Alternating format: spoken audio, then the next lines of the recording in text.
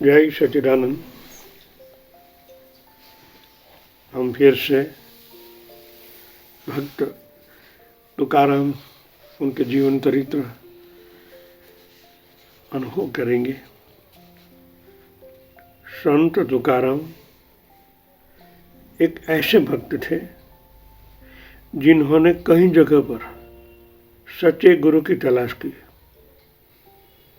हालांकि उनके अंदर ईश्वर के प्रति बेशर्त प्रेम और भक्ति भाव पहले ही थी, जागृत हुआ था, मगर वे सर्वोच्च अधिकारी के मुख से आशीर्वाद चाहते थे।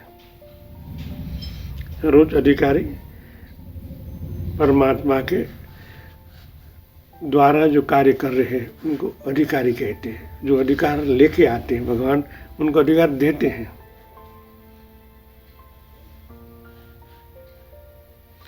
दृष्टांत है, एक इंसान को किसी अपराध के लिए सजा हुई थी। हालांकि उस इंसान ने कोई अपराध नहीं किया था। धोखे से किसी ने उसे फंसाया था, मगर उनके खिलाफ न कोई साक्षी था और न कोई तार्किक सबूत थे। इसलिए वह बिल्कुल निश्चित था कि अदालत क्या फैसला सुनाने वाली है, यह उसे मालूम था। फिर भी जैसे जैसे फैसला सुनाने की घड़ी नज़दीक आई, वैसे ही इंसान के अंदर बेचैनी छा गई, जबकि उसे अंदर से विश्वास था कि अदालत मुझे निर्दोष घोषित करेगी। मगर न जाने क्यों फैसले से डर से वह कांपने लगा। उसने पुलिस को अपने वकील से बात करने की विनती की। वकील साहब भी हंसते हंसते उसे समझा रहे थे, चिंता की कोई बात नहीं है, क्योंकि आप निर्दोष हैं।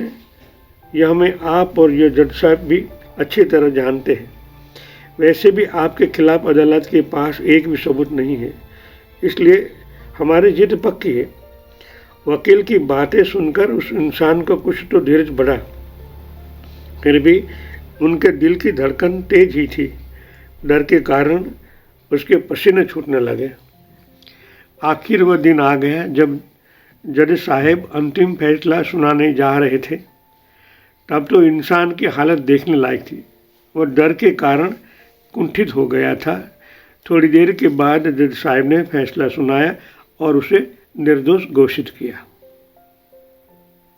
अब इस इंसान के चेहरे पर जो रौनक थी, उनकी आंखों में जो चमक थी, उनकी चाल में दृढ़ता थी, वह कुछ अलग ही थी, क्योंकि अब योग्य सर्वोच्च अधिकारी के मुख से उसने फैसला सुना था। अब इस उदाहरण पर जरा गौर करें। हालांकि इस इंसान को पता था कि मैं निर्दोष हूँ। उनका परिवार भी उसे बता रहा था कि आप कुछ भी दिनों में मुक्त होने वाले हैं। इतना ही नहीं, वकील साहब ने उसे निश्चित रहने के लिए कहा था। फिर भी वह इंसान तभी पूर्ण रूप से निश्चिंत रह पाया जब जज साहब ने फैसला सुनाया। इसका मतलब इंसान हमेशा ऑथोरेटिंग अटाउंटमेंट, अधिकृत निर्णय की सुनना चाहता है। आध्यात्म मार्ग में भी एक ही सर्वोच्च अधिकारी होता है, जिससे कृपा, आशीर्वाद या कोई मंत्र पाने के बाद ही भक्त की भक्ति में निखार आता है। उनके जीवन में प्रेम, आनंद, मौन का बहाव शुरू होता है। उसके अंदर सत्य के प्रति दृढ़ता जगती है। वह सर्वोच्च अधिकारी है गुरु। गुरु दरवाजा है जिससे गुजरकर भक्त अंतिम सत्य तक पहुंचता है और सर्वोच्च आनंद की अवस्था में स्थापित हो जाता है। इसलिए शब्द बना गुरुद्वारा। वह ज्ञान जो गुरु के द्वारा मिले। गुरु ईश्वर और इंसान के बीच तथा अंदर बाहर के जगत के बीच पुल का काम करते हैं। बाहर के जगत में सुख शांति से रहने के लिए सभी अच्छी सरकार, गवर्नमेंट चाहते हैं ताकि के सुकून से रह पाए। उन्हें यह सोचना न पड़े कि रास्ते की मरम्मत कैसे करें, स्कूल, बगीचे इत्यादि कैसे खुलवाए। इसी तरह अंदर की दुनिया में प्रेम, आनंद और शांति से जीने के लिए मजबूत सरकार चाहिए। अगर राजा सही है तो राज्य में खुशहाली होती है। इसलिए जीवन में गुरु का अनुशासन होना आवश्यक है। ग्रंथों में रहने वाला ज्ञान सही तरीके से समझने के लिए या उस पर दृढ़ रहने हेतु गुरु के पास जाना लाभकारी है। गुरु हमारे हर रिश्तों के बीच के मोह को अपनी कृपा की तलवार से काट देते हैं। इसलिए गुरु उपदेश को हमेशा आकाशवाणी समझकर अमल करें। आपके मन में यदि संशय भरा है तो गुरु आपको जब तक आपकी तैयारी नहीं होती आगे की बात नहीं बताएंगे।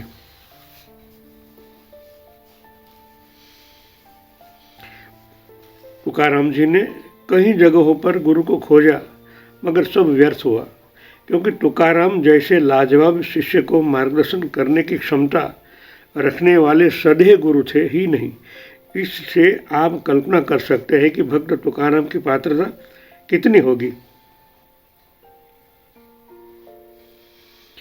गुरु प्राप्ति हेतु हर विद्वान पंडित से मिलते गए, मगर उन्हें अहंकार रहित गुरु कहीं पर भी नहीं मिल रहे थे। ज्ञान पाने के साथ लोगों का अहंकार बढ़ते लगता है। वे स्वयं को दूसरे से श्रेष्ठ समझने लगते हैं। यह तुकाराम जी ने कई जगहों पर देखा। वेदों का अध्ययन करने बाद स्वयं को गुरु कहने वाले कई पंडित एक दूसरों से वाद विवाद करने में ही खुश थे। मैंने शास्त्रों का अध्ययन किया है, वेदों के बारे में मेरा जितना ज्ञान किसके पास है, ऐसा दावा करने वाले विद्वान में ही सही हूँ, इस भ्रम में अटके हुए थे। मुख से कीर्तन हरिगुण गाने वाले कई लोग स्वयं को गुरु कहते थे, मगर उनकी वाणी और कृति में जमी आसमान का फर्क तुकाराम जी ने देखा। क्योंकि ऐसे कपटी और पाखंडी लोग गलत आदतों विकारों के शिकंजे में अटके थे। सिर्फ ज्ञानवान बातें करने की अपनी संवाद कला का साधन लोगों को प्रभावित कर सकता है, मगर तुकाराम जी जैसे भक्त के आगे उनकी नहीं चलती थी। कुछ ऐसे सिद्ध पुरुष भी थे जिनके गुरु नहीं थे, फिर भी उन्हें आत्म साक्षात्कार हुआ, जैसे गुरु नानक, रमन महर्षि या गौतम बुद्ध, जिनके जीवन में किसी गुरु का आगमन नहीं हुआ, उन्हें किसी गुरु का सानिध्य नहीं मिला, फिर भी उन्हें अंतिम सत्य प्राप्त हुआ। विश्व में जो भी पहला इंसान स्वयं बोध को प्राप्त हुआ होगा, उनका गुरु कौन रहा होगा? जाहिर है स्वयं चैतन्य। दरअसल वही चैतन्य असली गुरु है, परंतु अधिकांश संतों के जीवन में गुरु की आवश्यकता रही है। संत ज्ञानेश्वर, संत एकनाथ, संत कबीर, संत मीरा, संत नामदेव जैसे कई लोगों ने जीवन में गुरु की महत्वपूर्ण भूमिका रही। इन सभी के जीवन में गुरु शारीरिक रूप से प्रकट हुए। भक्त तुकाराम जी ने जीवन में भी गुरु का आगमन हुआ था, मगर एक संकेत के जरिए।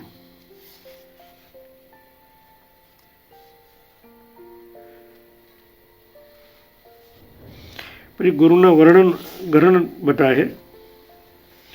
संत तुकाराम महाराज जी को स्वप्न में गुरु मिले और दीक्षा भी मिली। स्वप्न में भी मार्गदर्शन मिलता है, मगर अलग अलग चित्रों, प्रतीकों के द्वारा। एक तरफ उनके जीवन में घटनाएं हो रही थी, दूसरी तरफ उन्हें स्वप्न के द्वारा मार्गदर्शन भी मिल रहा था। परंतु इस तरीके की घटनाओं के पीछे संदेश को सभी नहीं पकड़ पाते। संत तुकाराम जीवन में अलग ढंग से गुरु आए। स्वप्न में उन्होंने गुरु का साक्षात्कार किया। गुरु ने उन्हें आशीर्वाद दिया, उनके सिर पर हाथ रखा। उनके बाद फिर कभी वे गुरु नहीं मिले। गुरु ने उन्हें मंत्र दीक्षा दी।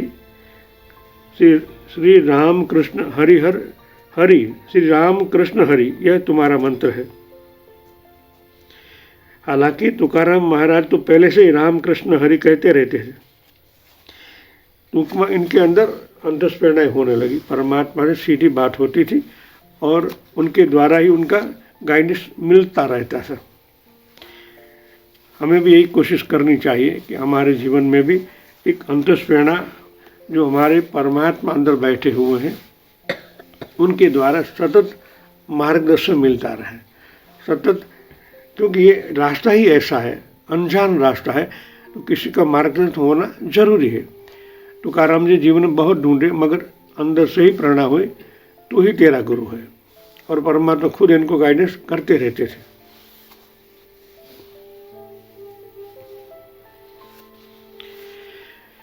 इंसान जब अपने जीवन की सरलता खो देता है और लोभ लालच में आसक्त होकर धूर्तता के लोगों के साथ कपट करने लगता है, तब वह दोहरा जीवन जीता है। एक जीवन तो हाथी के बाहरी दांतों की तरह वह लोगों को दिखाता है, और दूसरा जीवन जो वह हकीकत में जीता है। दो तरह के जीवन जीकर वह अखंड से पाखंडी बन जाता है।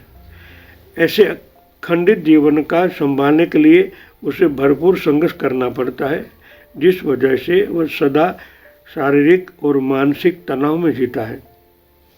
इंसान को दोहरा जीवन जीना पहले तो अच्छा लगता है, लेकिन बहुत जल्द ही उनका पर्दाफाश होता है और वह असफलता की गहराई में डूब जाता है।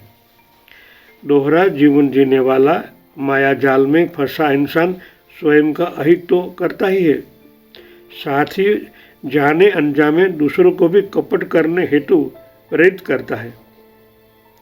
ऐसा इंसान अपने आसपास के लोगों को अपराध के दलदल में घसीटता है, प्रोत्साहन सूत्र का कार्य करता है। जो इंसान अपने साथ कपट करता है वह अपने आप को हमेशा धोखे में रखता है।